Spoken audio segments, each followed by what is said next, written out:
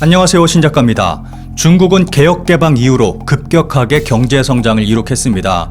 현재는 미국 다음인 세계 2위의 경제 대국으로 올라선 상태입니다.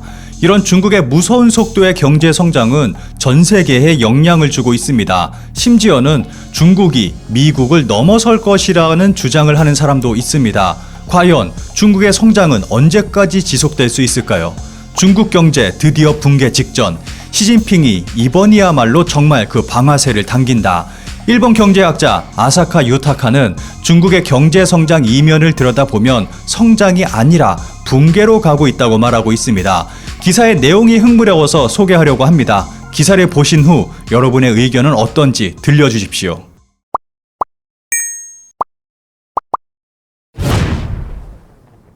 중국 경제 붕괴에 대한 이야기는 10년 전부터 들려오고 있는데 아직도 붕괴하지 않고 있다고 말하는 사람이 많을 것이다. 물론 언뜻 보면 중국 경제는 견고해 보인다. 작년은 신종 코로나 바이러스로 세계 경제가 크게 흔들려 G20 같은 주요국이 일제히 마이너스 성장을 한 가운데 중국만이 유일한 플러스 성장을 이룬 것으로 알려졌다. 또한 2028년에는 미국을 제치고 GDP로 세계 1위가 될 것이라는 관측까지 나오고 있다. 이렇게 되면 중국 경제 붕괴론이야말로 붕괴한 것이다 라는 생각은 당연할 것이다. 하지만 중국 측의 발표가 가짜라면 이야기는 완전히 달라진다. 제대로 된 데이터를 확인해 보면 중국 정부의 공식 발표와는 전혀 다른 중국 경제의 실체가 보인다. 게다가 시진핑 체제가 되고 나서 붕괴로 향하는 속도는 더욱 빨라지고 있다. 이러한 모습은 구체적인 숫자를 보면 누구라도 바로 이해할 수 있다. 2020년 10월에서 12월기 중국 GDP는 전년 동기 대비 6.5% 늘어난 것으로 발표됐다. 즉 2019년 10월에서 12월기의 GDP에 비해 6.5% 늘어난 것이다. 기억하고 있을지 모르겠지만 2019년 10월에서 12월기에는 코로나 사태가 일어나지도 않았다. 아무런 경제적 타격이 없다가 다음 해에는 코로나 타격을 입은 것이다. 그런데 1년 후 마치 이런 변동이 전혀 없었던 것처럼 6.5%의 성장을 했다고 말하고 있다. 이 이상한 수치는 중국이 발표한 2019년 GDP 성장률이 6.1%였다는 것을 떠올리면 더 명확해진다. 코로나와 같은 재난이 일어나지 않더라도 6.1%의 경제 성장에 그쳤는데 코로나에 의한 큰 타격을 받은 지난해 그것을 웃도는 높은 성장을 이루었다고 하고 있다. 참고로 중국은 분기별 GDP 통계를 전년 동기 대비로 발표하는 드문 나라다. 적어도 주요국에서는 정기 대비로 발표하는 것이 통례로 예를 들어 2020년 10월에서 12월기 GDP 성장률을 말할 때 그 이전 기간인 2020년 7월에서 9월기와 비교하는 것이 일반적이다. 그래서 중국의 통계를 전분기 대비로 전환하고 외국과 비교하기 쉬운 상태로 하면 그 이상함은 더욱 증폭된다.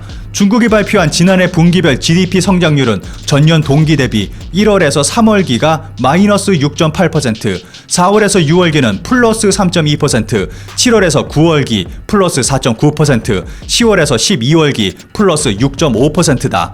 이 숫자를 전분기 대비로 변경하면 연율 환산으로 1에서 3분기 마이너스 37%, 4월에서 6월기 플러스 60%, 7월에서 9월기 플러스 13%, 10월에서 12월기 플러스 12%가 된다. 1월에서 3분기 마이너스 37%는 상당히 큰 마이너스로 보일 수도 있지만 영국 4월에서 6월기 마이너스 60%와 비교하면 가벼운 측에 속한다.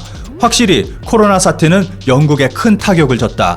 코로나 사태 이전 영국의 실업률은 4.0%였지만 코로나 이후 최대 5.1%까지 상승했다. 실업률이 1.1%나 상승했고 그것이 일시적으로 마이너스 60%라는 결과로 이어졌다. 그러면 중국의 실업률은 어땠을까? 중국 정부가 발표하는 실업률 통계는 전혀 맞지 않는 것으로 유명하다. 중국의 통계는 사용하지 못한다. 그래서 다른 기관의 데이터를 기본으로 추정해본다. 아시아개발은행은 6,290만 명에서 6,520만 명이 새로 실업자가 된 것이 아닌가 추정했다. 간단히 말하면 7,900만 명 전후로 약간의 폭을 줬다고 보면 좋을 것이다. 또한 스위스의 UBS는 7천만 명에서 8천만 명이 새로 실업자가 된 것으로 추정했다. 중국의 유명한 경제학자 류신레이 씨도 새로운 실업자가 7천만 명을 넘는다고 예상하고 이로 인해 실업률이 20.5%까지 높아진 것으로 보고 있다. 이러한 것들을 살펴봤을 때 실업률은 적어도 10% 정도는 상승했다고 봐도 좋을 것이다. 코로나로 인해 실직하거나 사업에 어려움을 겪게 된 사람들을 위해 일본에서는 10만 엔의 재난지원금이 지급됐다. 영국에서도 휴업할 수밖에 없게 된 사업자와 직원에 대해 정부가 최대 80%의 수당을 지급했다. 하지만 중국에서 이러한 진통제 투여는 전혀 이루어지지 않았다. 실업률이 10%나 늘어 경제적으로 어려워진 국민에 대한 진통제 투여가 없었음에도 경제 손상은 영국보다 훨씬 가볍게 끝났다는 것이 있을 수 있는 일일까? 아무리 생각해도 그것은 어려울 것이다. 중국은 1월에서 3월기 마이너스 37%의 큰 하락이 있은 후 4월에서 6월기에 플러스 60%에 달하는 슈퍼 V자 회복을 한 것으로 발표됐다. 그런데 이 슈퍼 V자 회복을 달성한 후 6월의 실업률은 어느 정도였을까? 베이징 대학 국가발전연구원 야오양 소장의 추정에 따르면 6월 말 전체 실업률은 15%로 때때로 아르바이트 등의 일은 있어도 거의 실업 상태와 다름없는 반실업 상태의 사람들까지 더하면 실업률은 20%까지 상승한다. 코로나로 인해 1월에서 3월 사이에 크게 떨어진 경제가 4월에서 6월기 초 V자 회복을 달성했음에도 실업률은 그다지 개선되지 못한 것이다. 이렇게 되면 이 울트라 V자 회복 자체가 이상하다고 말하지 않을 수 없다. 그렇다면 중국의 경제 통계가 이상한 것은 2020년뿐일 것일까? 실상은 그렇지 않다. 중국 스마트폰의 국내 출하 대수는 2016년 5.6억 대였던 것이 2017년 4.9억 대, 2018년 4.1억 대, 2019년 3.9억 대, 2020년에는 3.1억 대로 매년 축소되고 있다. 스마트폰은 2년 정도 후 배터리 컨디션 등이 나빠져 기기 교체의 수요가 늘어나지만 중국의 경우 이러한 교체 수요가 발생하지 않은 것이다. 이러한 통계는 스마트폰의 상태가 나빠져도 교체하지 않고 사용하는 사용자가 많다고 볼 수 있는 데이터다. 따라서 이것은 서민의 주머니 사정이 우리의 상상을 훨씬 뛰어넘을 정도로 악화되고 있다는 것을 의미한다. 매년 6% 이상의 경제 성장을 계속하고 있는 나라의 모습은 아닐 것이다. 그렇다면 서민들은 점점 힘들어져도 부유층의 소비가 늘고 있다는 것은 아닐까?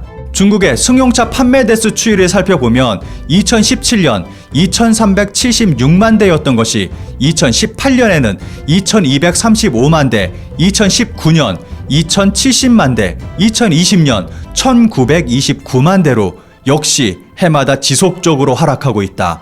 이것을 보면 부유층의 소비가 늘고 있다고도 볼 수 없을 것이다. 즉 매년 6% 이상의 경제 성장을 계속해왔다는 이야기 자체가 가짜라고 생각하지 않으면 설명되지 않는 모습들이다. 시진핑은 개혁개방과 민영화를 통해 성장해온 중국 경제를 사회주의적 통제를 강화함으로써 길들여왔다. 예를 들어 알리바바 등의 IT 기업들이 세계로 뻗어나가 크게 성장할 경우 중국은 세계 IT 발전에 크게 공헌하게 되는 것인데 시진핑은 어리석게도 이런 IT 기업들을 해체하거나 약화시키는 쪽으로 정책을 펼치고 있다. 시진핑 독재 체제가 강화되는 가운데 시진핑 국정 운영에 이의를 제기할 사람은 아무도 없으며 그로 인해 중국 경제의 붕괴 속도는 점점 빨라지고 있다. 그리고 이 현실을 은폐하기 위해 가짜 경제 통계는 이전보다 강화되고 있다고 보는 것이 중국 경제를 바라보는 올바른 시각일 것이다. 중국 경제는 세계 제1의 인구를 가지고 세계 제1의 시장이 될 잠재력이 있다며 아직도 중국 경제는 지금부터다 라고 보는 것은 환상에 지나지 않는다고 생각한다. 이런 중국 경제를 봤을 때 일본 기업의 중국 철수는 빠르면 빠를수록 상처는 작아진다. 기사의 내용은 대략 이렇습니다. 기사의 마무리처럼 무조건적인 중국 철수는 바보 같은 행동이라고 생각합니다. 반대로 지금의 한국처럼 지나친 중국 의존은 더 큰 문제를 발생시킬 수 있습니다.